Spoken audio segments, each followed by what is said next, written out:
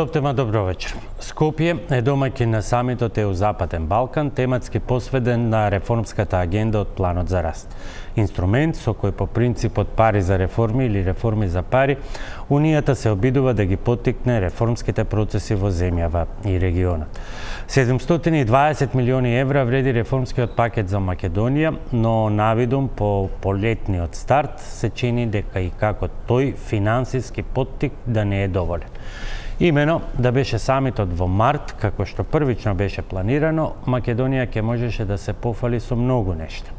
Дека прва ги подготви сите планови, технички документи, дека прва го доби авансот од 50 милиони евра.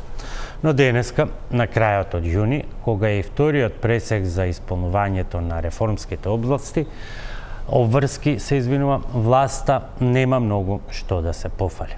Освен Министерството за дигитализација, ниту едно друго не успеа да ги реализира предвидените реформи. Или по-конкретно, од 70 милиони евра, на колку што се проценети реформите кои требаше да завршат до денеска, само Министерството за дигитализација заработи 19 милиони, а 4 други се во загуба од 43 милиони евра. Прво на листата е Министерството за правда, со неисполните обврски кои чинат 12 милиони евра. 1 милион евра помалку чинат неспроведените реформи од Министерството за економија. Негативното салдо го збогатува и Министерството за енергетика. Не реализираше два проекти проценети на 10,7 милиони евра. И нереформската листа ја затвара Министерството за финанси со 4,2 милиони евра. Или се насе. Овие 4 министерства со неспроведување на преземените обврски се причина засека македонската каса од планот за раст на Западниот Балкан да биде покуса за 43 милиони евра. Од тука небитна е дипломатската интонација со која ќе се обрати еврокомесарката Марта Кос. Овие реформи се за нас дома. Може да течат и без оглед на политички блокираните преговори. Тие се тоа што власта го нарече инструмент да ја донесеме Европа или европските стандарди дома. А дали е навистина така и колку е робусно реформското бетонирање на темелите за еднината која доаѓа, бројките сами кажуваат. Ова е мојот осврт на настанот на денот денеска и утре самитот ЕУ Западен Балкан. На македонските европски перипети остануваме и во вечерашната дебата со која почнуваме веднаш по рекламите. Останете на таму.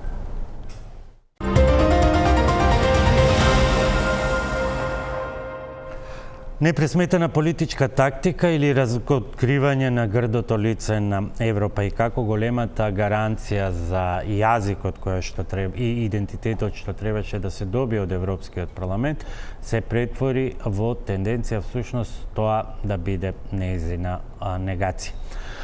Ова заедно со дилемата како и зошто четворица министри не одработија 43 милиони евра, не исполнувајќи ги обврските од реформската агенда, се главните теми во вечерашната топ тема. Мои гости се политичките аналитичари Петар Арсовски. Добро вечер. И Иво Рангелович. Добро вечер. Добро вечер и добре дојдовте. Арсовски и Рангелович, исто прашање за почеток, иако се уште немаме официјално соопштение од тет-а-тет прво средбата, потоа и билатералната средба на ниво на делегации меѓу еврокомесарката Кос и премиерот Мицковски и ресорните министри. Но она што дојде од средбата потоа со министерот за евроинтеграција, меѓу другото, владата да продолжи со оваа динамика на реформите и вели, истовремено укажувајќи на важност од искористување на актуелниот момент за натамошен напредок и надминување на преостанатите предизвици. Кога ќе дојдеме до тој преостанат предизвик, сега тоа се комплицира со текот на усвојувањето на резолуцијата во Европскиот парламент. Очекувате нешто по-конкретно утре на оваа тема од еврокомесарката или? Не очекувам некакви специфични конкретни чекори, освен овој креативен јазик кој го гледаме и во последниот извештај, кој е малку различен од јазикот до сега.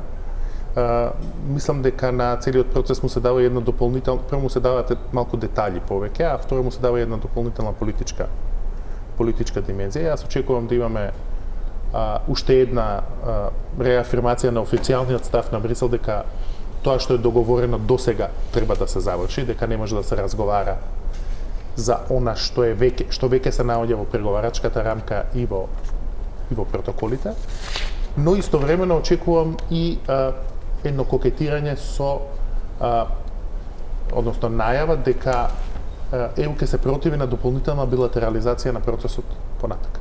Во основа тоа што е досега договорено ќе мора да се спроведе и едно охрабрување кое помеѓу другото дојде од министерот за надворешни работи на сама Бугарија дека билатерални спорови освен тие кои веќе се наоѓаат во преговарачката рамка не треба да очекуваме. Освен тоа, очекувам дополнителен притисок за планот за раст и развој кој очигледно станува еден од главните процеси во ЕУ, односно и во вашата најава говори дека тргува поддршка за реформи. И има тука една стратегија на Морков и Стап. Мислам дека на тоа исто така ќе се фокусираат утрешните ќе го анализираме и тоа, бидејќи овој инструмент може да се спроведува без оглед на тоа што се случува на релациите. Би било подобро да се комплементарни, меѓутоа може да се спроведува и без оглед на блокираниот политички сегмент од интегративните процеси, меѓутоа еве овие бројки кои што беа потврдени денеска и од министерот за евроинтеграција кој рече дека процентот ќе биде многу помал сега во јуни отколку во декември, покажува дека ние имаме реално проблеми на тој план. Така е. Видете, планот за раст и развој е наменет да биде подкрепување на евроинтеграциите, но не за земјите кои се движат напред во евроинтеграциите. Токму за овие земји кои каскаат во реформите како еден слично на хлад диалогот на високо ниво кој се појави минатиот пат кога има некои земји проблем во евроинтеграциите. И мислам дека тој ќе се користи како инструмент за забрзување на реформите и се разбира дека планот за правење реформи нема врска со политичките критериуми кои се врзани со уставните измени. Тие остануваат политички проблем кој, како што велите, ќе не дочека ако некогаш го забрзаме. Но очигледно е дека ние по релативно успешниот почеток кој се заснуваше на технички критериуми, сега се соочуваме со проблеми во имплементација на конкретните задачи по министерствата со чест на исклучици. Рангеловиќ, самитот има една тема. Очекувањата на македонската јавност се главно врзани со сега новиот вечен проблем со продолжувањето на преговорите и условите од ЕУ или од Бугарија, кој како и да ги нарекува. И сега сето тоа дополнително се комплицира некако поради контекстот и на последната резолуција или извештај на Европскиот парламент. Може ли да се очекува нешто по-конкретно за утре најавена пресконференцијата од оваа средба или тоа ќе остане во доменот на вообичаените дипломатски излитени фрази? Бидејќи веројатно суштината ќе остане зад затворени врати повторно.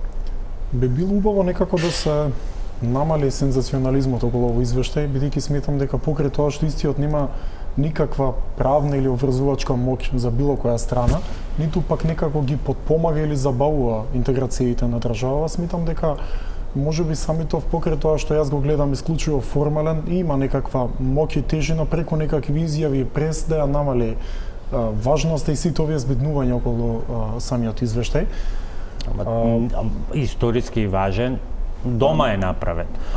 Добро, видете, значи историска задача на секоја една генерација, на секоја една влада е да го чува и негово идентитетот, јазикот и така натаму. Но моје мислење е дека За тоа ни е потребна една културна стратегија, една културна дипломатија, не политичка. Бидејќи на политичко поле, македонскиот јазик и идентитет е дефиниран, докажан, па и негуван ни самото свое етаблирање на македонската нација години наназад и ратификување на државност и независноста на Македонија. Во моментот кога имате нација и држава, вие немате политичка нужност да се докажувате кон било кого, уште помалку кон Бугарија, за тоа каков јазик зборувате и така натаму. Или во денешен контекст, македонскиот јазик е потврден и во преговарачката рамка. И во целата преговарачка рамка е формално поддржан, односно признаен македонскиот јазик како таков. Значи, неговата самобитност и посебност не е спорна од политички контекст. Да, во извештајот има простор, односно се случуваат одредени провокации, дали да биде модерен, современ, не знам и така натаму. Меѓутоа, во тој извештај да стои дека и шпански зборуваме во Македонија, тоа ништо нема да придонесе, ниту пак да го закочи евроинтегративниот процес на државата. Поради тоа, сметам дека нема потреба за сензационализам во самата јавност, затоа што едноставно се шири проблематиката. Во извештај требаше да видат 20 и неколку страни, едно пемпеле, сега испадне една книга од 80 и кусур, мислам, страни, со разни зачини и така натаму. Знаеме дека Бугарија не се некои... Само 20 страни се сега, новите амандмани кои што уследија како резултат на пеглањето на ставовите за да се внесе условно она што власта сакаше да го прикаже како гаранција од страна на Европскиот парламент за македонскиот јазик и идентитет. И сега доаѓаме до прашањето да ја отвориме дебатата со оглед на тоа што го рековте. Дали всушност тој план да се обезбедува на некој начин такви гаранции, бидејќи владата постојано бараше дека сака гаранции за јазикот, сака гаранции за предвидливоста на целиот процес, има во себе некаква концептуална грешка, ако на крајот, како што вели премиерот, успеавме да докажеме дека Европа не мрази да ја скратам целата. Ако дозволите, јас сметам дека самиот извештај пред да дојде до овие амандмани беше еден латмус тест од страна на Европската унија за оваа влада да види дали ова ќе биде мала гаранција за тоа што го бара владава. Бидејќи во основата на извештајот беше потенциран македонскиот јазик како Европската унија го признава, го осознава и така натаму, и сметам дека сакаат да тестираат владата дали ова е своевидна гаранција како извештај усвоен подоцна, нели, дека можеби ова ќе проведе. Меѓутоа ситуацијава стана таква каква што стана, чорба, што би рекле на арапски, така да сметам дека како што и претходно кажав, нас покрај тоа што концепцијски немаме нужност да се бориме за идентитетот и јазикот, тоа е прифатен, тоа е едно. Ние едноставно не би требало да ја шириме веќе проблематикава. Значи, нема ништо да добиеме од тоа и не треба да шириме во јавноста било какви тези дека нас Европа не мрази или не сака. Ниту една земја, ниту еден сојуз, ниту не мрази, ниту не сака. Гледа во нас интерес. Или има интерес, или нема интерес. Не можеме ние да бараме љубов. Во тој контекст немаме никакви пријатели, како такви треба да се снаоѓаме. Сега, како што вели онај председателот на Финска Александар Ступ, малите земји немаат моќ и не би требало да се борат за моќ, бидејќи никогаш нема да ја добијат во никаква констелација на нештата. Меѓутоа имаме простор за влијание. Влијание не се шири со конфликт. Вие не го губите времето докажувајќи ја на Бугарија дека ние збориме повеќе вековен јазик и така натаму. Немаме, според мене, потреба од тоа. Доколку владата сака да добие гаранции, да добие нешто од целава работа, сметам дека најпаметното нешто во моментов да го направи да го институционализира ставот. Нивниот став, владин став во моментот, да стане државна позиција. Меѓутоа тоа не може без институција.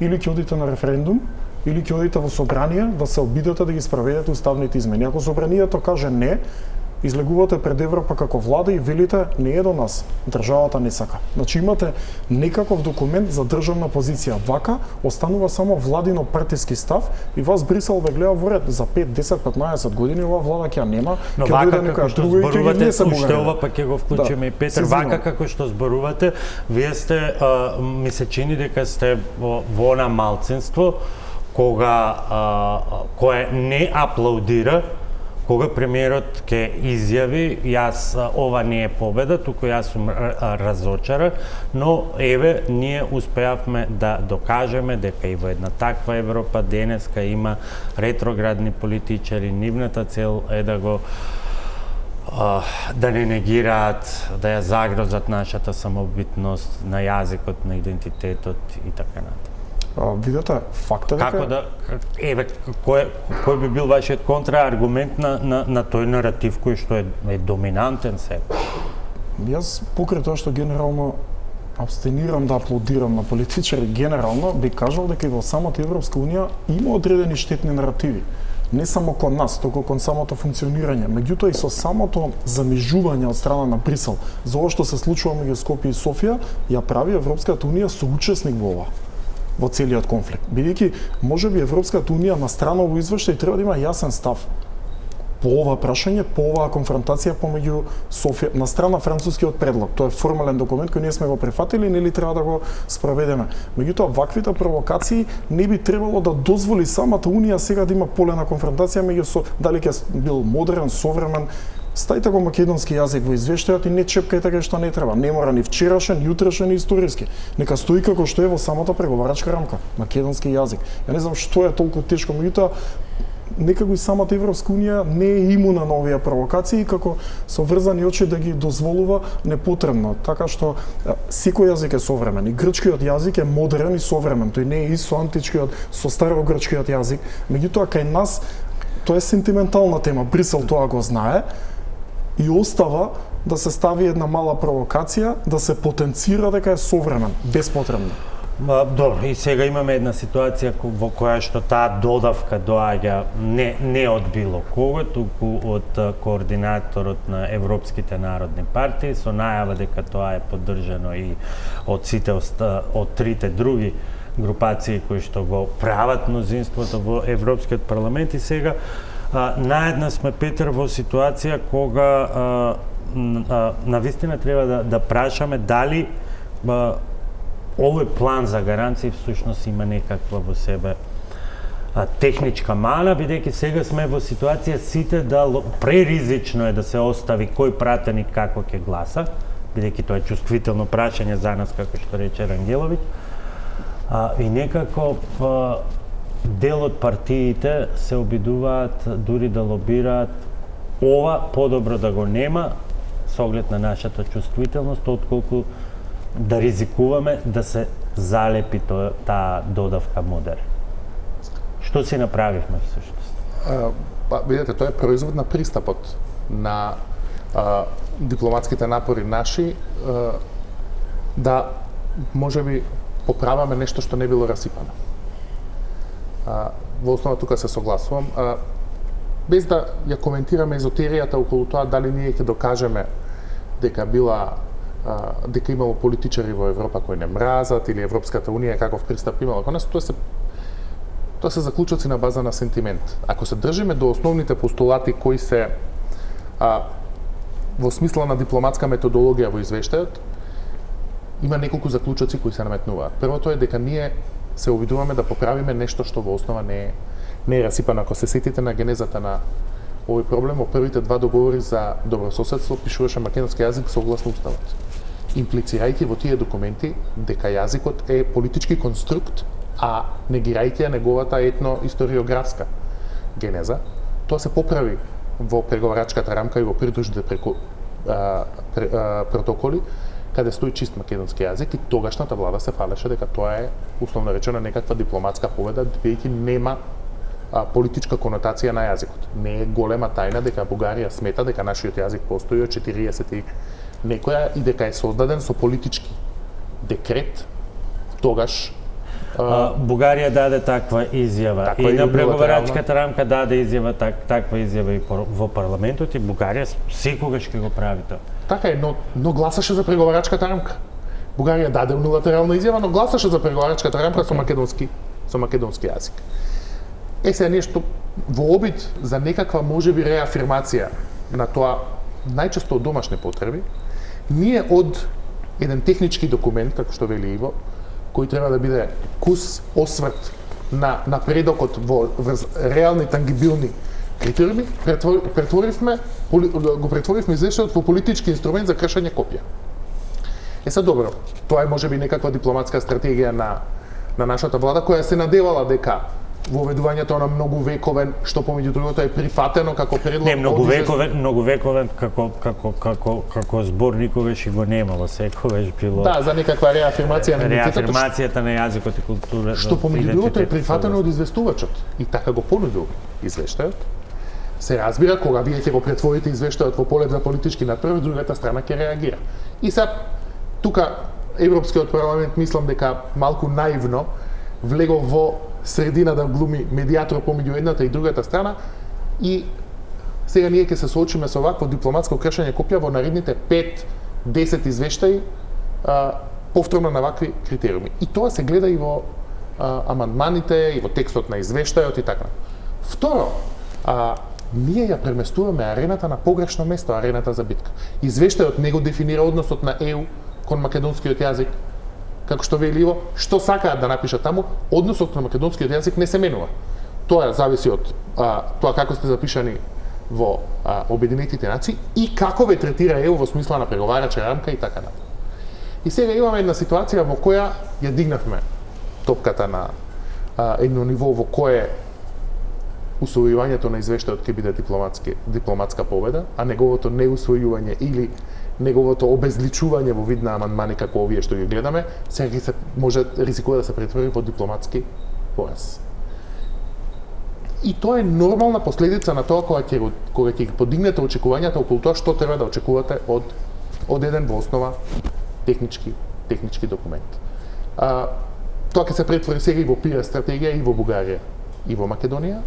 И јас мислам дека ќе се соочиме со дополнителни компликации и при усвојувањето на извештајот, а и понатака при било која друга формулација. Особено што на Балканот е познато правило, ако тргнете за нешто да се дообјаснувате, наредните 5 децении ќе се дообјаснувате. Но дури во оваа дефиниција ја потврдува важноста на недвосмисленото признавање и почитување на македонскиот јазик и идентитет како составен дел од наследството на нацијата, уставниот поредок, но и од европските вредности. Македонскиот јазик во согласност со меѓународното признавање и спроведувањето на Преспанскиот договор, вие повторно ќе најдете забелешки дека тоа повторно дека деве сега тука го има изборчето согласно уставниот поредок, па ама во договорот со Бугарија беше согласно законот, согласно уставот на државата и некако се чини сега во овој момент како што се наоѓаме сме пред ситуација која што воопшто не беше потребна, зашто е потребно со една многу символична декларација која што нема никакво правно влијание, некој воопшто нешто да ви гарантира. Се согласувам, нема потреба да се отвара. Мислам дека влегуваме во една авантура која можеби не ни е потребна, а конкретната формулација е многу чиста. Мислам, многу е јасно што сака да каже таа формулација. Таа формулација избегнува да го потврди ставот на владата во моментот во Скопје, а тоа е дека македонскиот јазик е многувековен. Туку вели признавање на македонскиот јазик и идентитет согласно уставот, значи така како што е напишано во уставот и не реферира на некакви многувековни корени и така натаму. Истовремено ја нема во овој амандман што го прочита, ја нема и формулацијата модерен, но не знаеме како тој ќе заврши на крајот. Да, ризик е да се остави, но ќе видиме колку ќе може да се лобира. Последните информации се дека е можно една од пратеничките групи во Европскиот парламент да излезе со предлог и овој сега амандман за кој што се водеше битката да биде избришен, односно да нема ништо, со цел да не дојде модерен кој што е чувствителен за нас. Во таква ситуација што да броиме? Победи, порази или едноставно лоши процеки? Видите, сметам дека аргументот околу јазикот не превагнува за заклучокот дали овој извештај е добар. Ние би требало малку да се засрамиме околу корупцијата, околу поларизацијата на општеството и тие моменти се наведени во овој извештај, но никој не зборува за нив. Дури има таму некои Сега ќе зборува. Да, има и некои бугарски зачини како кинеско влијание, руско влијание, српски свет, не знам што. Така што има тука некои моменти кои се поинтересни во суштина, меѓутоа не се толку политички популарни веројатно. Не се надополнуваат на нашиот политички фолклор тука и не зборуваме многу за тоа. Но сметам дека во секој извештај се провлекува, а и лично е мој веќе не знам колку, да не речам вековен аргумент, дека тоа разиденување на општеството преку партизацијата ја генерира и корупцијата, ги генерира сите проблеми во овој општество. И многу во јавноста нели се зборува за некакви алтернативи на Европската унија или што толку ќе добиеме од таа Европска унија.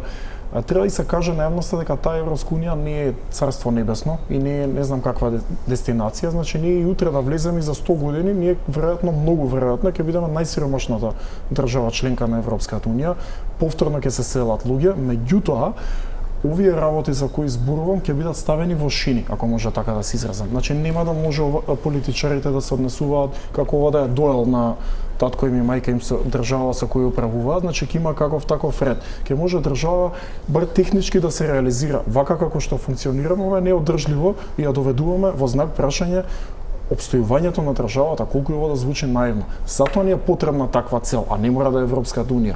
Од друга страна, не постои ниту една европска држава. Дури и оние кои се условно кажано против Европската унија, се членки на Европската унија, која се изјаснува за алтернативен пат. Алтернативата на таквите држави е да излеземе од Европската унија, но не каде да одиме.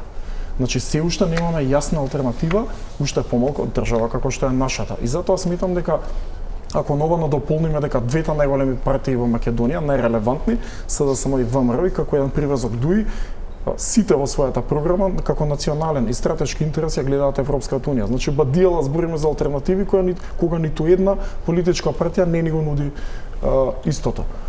Така што се на се вртиме во круг околу овие извештаи и ќе повторам, секаде се провлекува таа партизација и секаде ќе се провлекува и сите тие проблеми околу правосудство, корупција, неисполнетост во реформи. Според мене е научна фантастика Македонија да ги исполни копенхагенските критериуми и во моментот кога еден ден, дај Боже, ќе влезе во таа унија, ќе влезе без да ги исполни условите, тоа сум убеден. Дали ќе биде преседан, политичка одлука или така натаму? Имаше две такви земји, на едната да не го споменуваме името, пошто ќе бидеме обвинети за непринципиелни споредби. Арсовски, оно што може да се види од дел од амандманите, пред да дојдеме на оние кои што удираат во сршта на проблемот и ги спомна Рангеловиќ, се неколку политички, дипломатски пораки. Европската комисија да направи се што е можно да им помогне на македонските власти да ги отстварат потребните чекори. Европската комисија да направи се да ја гарантира предвидливоста на процесот. Па дури еден ваков Европската ги повторува своите позиции, значи парламентот за зајакнување на капацитетите на Европската унија за дејствување преку реформирање на нејзиното донесување одлуки, вклучително и преку воведување гласање за квалификувано мнозинство. Со оглед на ова последново, што е нешто што им се сервира на идните зими кандидати постојано кога ќе згустат работите, овие првите две, па ги има уште неколку, но да не оптоваруваме, се повторно на таа линија дека ова некако е срочено на начин да одговори на сите стравови на македонската влада, кои што беа преточени во токму тие барања. Гаранции за јазик, идентитет, тоа го апсолвиравме, гаранции за предвидливост на процесот и така. Точно е дека на површината на извештајот кој сега веќе за извештајот разговараме како за политички инструмент.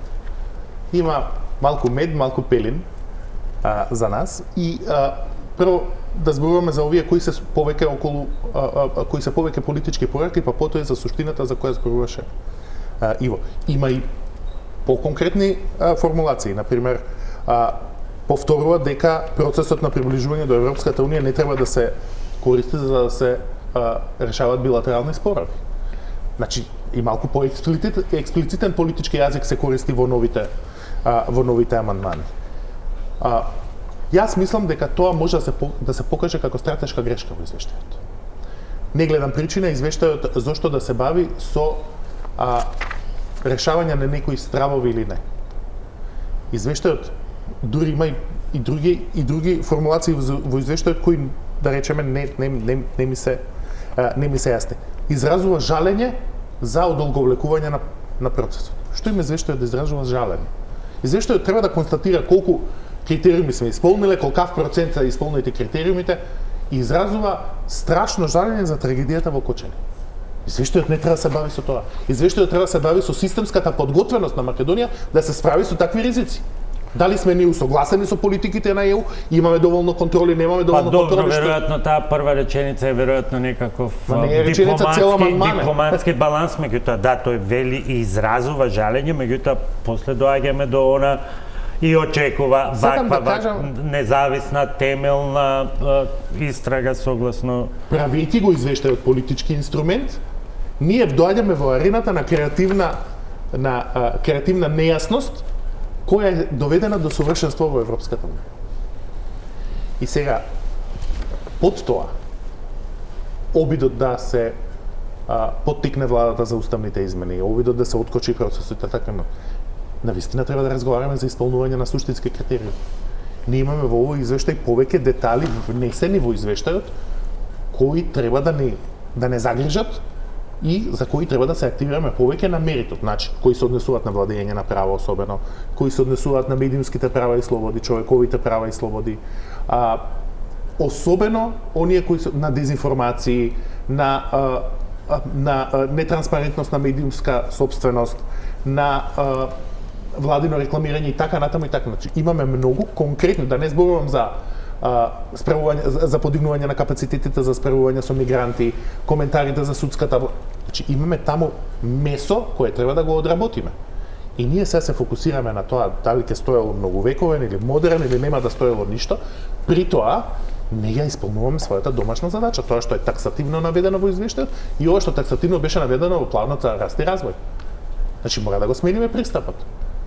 На страна, не се мешам владата, може би има право да мисли дека сегашните услови за зачленување во ЕУ не се фер. И никогаш не сака да ги донесе уставните измени. На крајот, референдум како механизам е окей, но во моментот референдумот има фалинка. А тоа е референдумот ги пресметува излезната врз основ на запишаните гласачи во избирачкиот список, а ние немаме толку луѓе внатре. Никогаш не можеме да го постигнеме излезноста, неопходната излезност на референдум, за да може тој да биде обврзувачки за било која политичка елита. А очигледно е дека парламентот не го сметаат луѓето за доволно валиден форум кој може да одлучи за такво важно прашање. Кога ќе дојдеме, Рангеловиќ, до оние сегменти кои што вие ги посочивте, а тоа е немање резултати во битка против корупција и организиран криминал, особено во случај на висока корупција, и натаму слабости во околу реформите за независност на судството, тогаш дебатата се врти кон дилемите кон фактите дека е ова практично извештај за 2 години и демек не знаеме што за која година и како е напишено, иако тука јасно ќе прочитате дека годините и термините на одредени влади се јасно одредени, но констатациите за поларизација во парламентот, партиска поларизација, за партизација на администрацијата, за обиди за дерогирање на независните регулаторни тела се една константа. Но и таа дебата ќе се изгуби во кавгата, чекај сега, ова е за 2023, друго е за 2024, па веројатно одговорот би бил, ќе видиме што ќе напишат за 2025. Знаете зашто е тоа така? Веќе оваа константа за која зборуваме стана норма.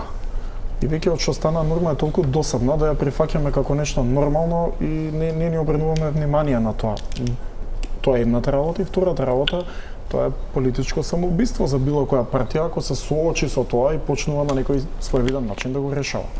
Значи тоа би значило кратење на администрација, каков таков меритократски систем на вработување во таа администрација, на добивање тендери и така натаму. Меѓутоа сметам дека единствен начин во моментов за колку толку да го амортизираме тоа или во иднина па да го доведеме до некоја ниво на елиминација е токму тој евроинтегративен пат. Или ако има некоја партија по паметен пат, нека го каже, меѓутоа ни е потребен некаков пат, бидејќи досадни сме со таа теза дека самите треба да си ја решиме задачата. Дома сами реформите биле за нас, се е тоа така. Меѓутоа ниту една влада не ги спроведува и не ги прави, затоа што поважно е како да кај нас владењето е политички надпревар, односно пресметка со опозицијата. Се што правите оди во насока на тоа да испаднете попримамливи за гласачкото тело, наместо дали суштински ќе донесете реформи, бидејќи кој да е на власт и да тргне да ги спроведува тие реформи е свесен дека ниту во 4, ниту во 8, ниту во 12 години може да ги спроведе целосно. И кога ќе ги стави на партискиот кантар овие работи, си вели подобро да го истерам своето и да останам што подолго на власт, одошто да суштински правам реформи. Тоа е толку систематизирано, толку искомплицирано, навлезено во некои премрежја да без некаков стап меѓународен тешко дека ќе имаме суштински некакви реформи. Така што сметам дека во тој дел и во наредните извештаи очекувајте и очекуваме да повторно се посочува правосудството, повторно се посочува корупцијата, партизацијата и така натаму, но би завршил со тоа дека голем дел, голема заслуга во тоа има и официјален Брисел што на некој своевиден начин го дозволува тоа. Бидејќи ако се навратиме малку назад, Брисел, Европа, па и Западот како една парадигма има ситуација невидена на Балканот, а тоа е влада во Грција и влада во Македонија да седнат да се договорат во според со името. Доаѓа тука сите оние што доаѓа од Ангела Меркел до Тереза Меј до фон дер Лајен, не знам кој све не дојде од тој дипломатски крем, за на крај како кула од карти бугарите ја струшат целава работа. И тоа Брисел го дозволува и сега ние сме повторно на истиот пат и повторно за едни исти работи ги посочуваме во извештај. Абсолвирана е таа хипокризија на Брисел и неспорно, особено во македонскиот случај, меѓутоа проблемот е кога дебатата се сведува на овие конкретни прашања кои што ги посочивте вие и кои што ние никако не можеме да се убедиме дека тоа е тоа кој што и вие, господо политичари, го нарекувате да ја донесеме Европа дома или европските стандарди, но никако не го прави. Ама мене ми личи дека ние се што правиме да ја избркаме Европа дома, а не да ја донесеме тука. Значи, мојата генерација порасна со идејата дека процесот на преговори кон ЕУ и членството во ЕУ ќе биде тој трансформативен процес кој од нашата држава ќе направи уреден систем и пристојно место за живење. И ние сме пораснати со таа парадигма. Ние сме пораснати со идејата дека сами тешко дека имаме капацитети да направиме некакво уредено општество, немаме капацитети да се организираме ѓубрето во Скопје да го собереме, а не па уредено општество да направиме.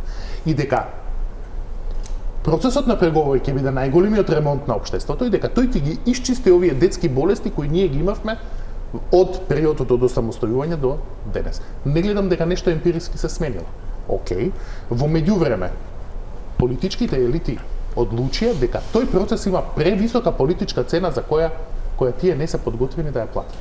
Во смисла на ставање на бугарите во уставот и така натаму и така натаму. Не сум сигурен која политичка цена на крај ќе се покаже повисока. Дали ставањето на бугарите во уставот или 200 и кусур илјади бугарски пасоши. Која ќе биде вистинската бугаризација? Но во секој случај тие велат планот А отпаѓа. План Б немаме. Ние свативме што не сакаме, не сме сватиле што сакаме. Така што мислам дека овие обиди за каскање зад возот на Албанија и Црна Гора кој оди напред и се оддалечува од нас, ќе се вратат како политичка цена на овие политички елити кои денес тоа го условно речено го одбиваат. Мислам дека стандардот помеѓу Македонија и Европската унија секоја година се зголемува, затоа што Европската унија се движи напред со побрзо темпо од нас и разликата помеѓу нас и нив се зголемува. Така што јас мислам дека дури и за понатамошна борба со Бугарија, дури за понатамошна условно речено и за понатамошни проблеми со Бугарија. Дури да претпоставуваме дека не е вистина ова што го зборува Бугарија, дека нема да има нови билатерални прашања, и за така е подобро да ги имаме отворено преговорите. И да сме на масата и да ни се поглавијата отворени така натаму и така. Но ние се наоѓаме во политичка ситуација таква во која се наоѓаме. При тоа Европската унија нема системско решение за тој проблем. Нема доволно силна дипломатија, секогаш тие проблеми најчесто сме ги решавале со поддршка од Соединетите Американски држави, кои во овој момент ја сметаат Европската унија како безмалку како непријател. Така што мислам дека сме влезени во еден циклус од кој многу тешко ќе се отплеткаме и дека ќе биде потребна некаква посериозна политичка катарза за не да го смениме. Како гледате, пред да преминеме и на она, ги имавме и аргументите и околу реформската агенда, конкретни потези каде што и со тој систем пари за реформи морков и стап не тргнуваат. Како гледате на овие, јас би ги нарекал некако малку можеби екзотичниот елементи од таа нова реалност, руско-кинески влијанија, српски свет. Добро, ова констатацијата не знам дали да ја прескокнеме, како и најодамнешниот заем од Унгарија кој очигледно е набавен од Кина. Во фазата пост-украинскиот конфликт, сензибилизацијата на Европската унија, барем во смисла на јазик, можеби не во дела, на јасното покажување во условно речено во кој свет вие припаѓате, е отсликано и во извештајот. Европската унија во последно време многу напори вложува и вие ќе видите дека тоа се повторува на многу пати во ревидираните амандмани. Да, ма не е претирана таа констатација дека надвладеал тој српски наратив или руско-кинески влијанија или Па немам впечаток дека надвладеал, се согласувам. Токму затоа велам дека во смисла на новата, условно речено, сензибилизација на ЕУ околу конфликтот помеѓу Русија и Украина, можеби се пречувствителни на тие на таквите формулации. Инаку, но не сум сигурен дека ние ги имаме сите емпириски податоци околу тоа колку сме ние изложени на надворешни влијанија. Недостасуваат доволно добри анализи, податоци и емпирија која би покажала колкав дел од нашиот дискурс е под влијание на тоа. На тоа можеби ние едноставно не сме дел од таа публика. Тоа не значи дека дека не се случува. Да ве потсетам, никој не знаеше дека се случува бот фармата во Велес за Трамп. Не треба да се потценува, тоа се релативно. Добро, тоа од наш аспект е бизнес, тоа немаше никакво влијание и насоченост кон Македонија. Да, ама нашиот аспект како бизнес, можеби во Соединетите Американски држави се репортира како изложеност на надворешни влијанија и дел од македонски во тој случај свет. Сакам да кажам, да, има една зголемена загриженост околу правецот во кој се движи државата. Да, и тоа е констатација и генерално за Западниот Балкан, закана од хибридни закани, интересна констатација. Стратешка корупција, нејасни финансиски текови и така натаму. Видете, ако постои што вели надвладувачко влијание на српски свет, на руско некакво влијание, на кинеско и така натаму, прстот не би требало да се впери во нашето абсорбирање како општество на овие сили, туку на Брисел што го дозволува. Бидејќи токму Европската унија со своите постапки изминативе 10-20 години го измалтретира условно кажано граѓанството тука со тоа менување на име, со вакви слови, со онакви, за да го отвори вакуумот во кој ќе влезат вакви влијанија. Тоа е првата работа. Втората работа е дека, како што претходно го нареков во извештај со амандманите веќе чорба, српскиот свет таму има всушност бугарски зачин. Што тоа значи? Тоа е нели посочување од Андреј Ковачев пред се, известувачот, значи да се прошири приказната дека на Македонија проблемот не е со Софија, туку Македонија има проблеми со вакви некои предизвици. Значи, така некако Бугарија го гледа својот удел тука. Да, и добро, ова е тука поврзано и директно со еден представник на владата. Така. Ја повикуваат, речеме, државава да ги отвори архивите со КОС и со УДБА, Меѓутоа сега доколку би имале еден европратеник со нас на масава, да го прашаме дали ја прашаа Бугарија како кандидат членка да ги отвори, да кажеме, архивите со тоталитарниот режим во време на фашизмот. На страна што македонските биле отворени во времето на кога министр беше Доста Димовски. Така. Па подосна и со комунизмот во сама Бугарија, така да сметам дека тоа е навистина илузорно и нема никаква рационална основа, што вели Арсовски, не дека такви влијанија не постојат, меѓутоа не преовладуваат и не мислам дека политиките ги ориентираат влијанијата на Москва, на Кина, барем не засега. Српскиот свет, ако може така да го наречеме, во Македонија има некаква своја генеза, бидејќи ние па сме били една држава.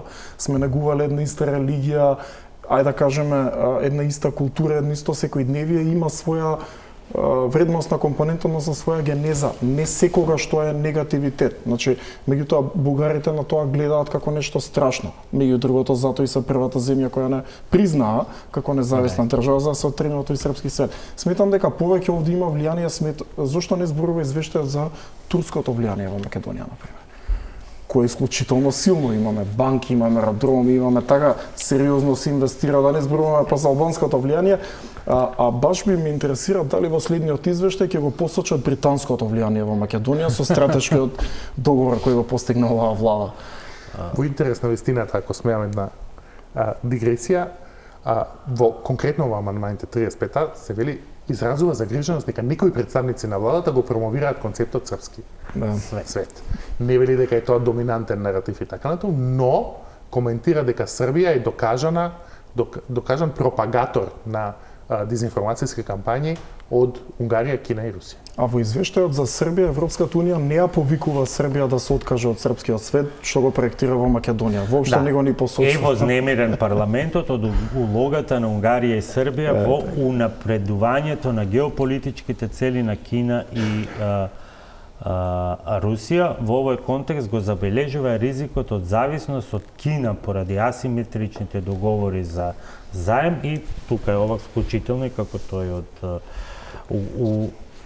Унгарија. Кој констатира дека е најверојатно всушност од Кина. Кој што е најверојатно всушност од Кина и тука сега влегуваме во таа дебата што е што пренесено на планот на Брисел. За мене е поважна дебатата дали извештајот треба со тоа да се бави. Не. Од каде се парите? Слушаме информации дека тие пари биле всушност од Кина. Па земја членка е таа добро, членка. Овој пат не можеме да забележиме, бидејќи е прв извештај кој што се однесува за 2 години, прв извештај по првата меѓународна меѓувладина конференција, ако ние немаме почеток на преговорите, така да веројатно ќе треба споредбата да ја правиме со оној што ќе дојде најсен. Прва пауза за реклами и продолжуваме.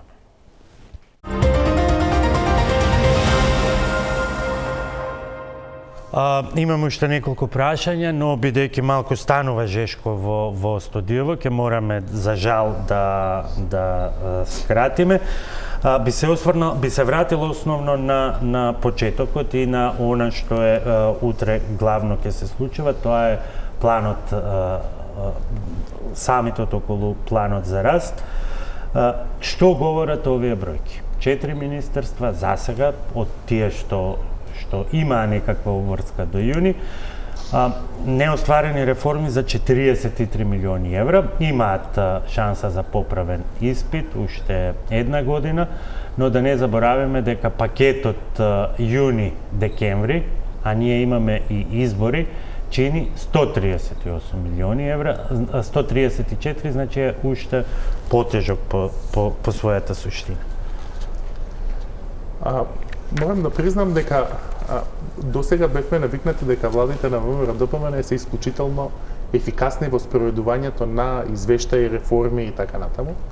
И ова е малку нова ситуација на која критичката јавност треба да се адаптира.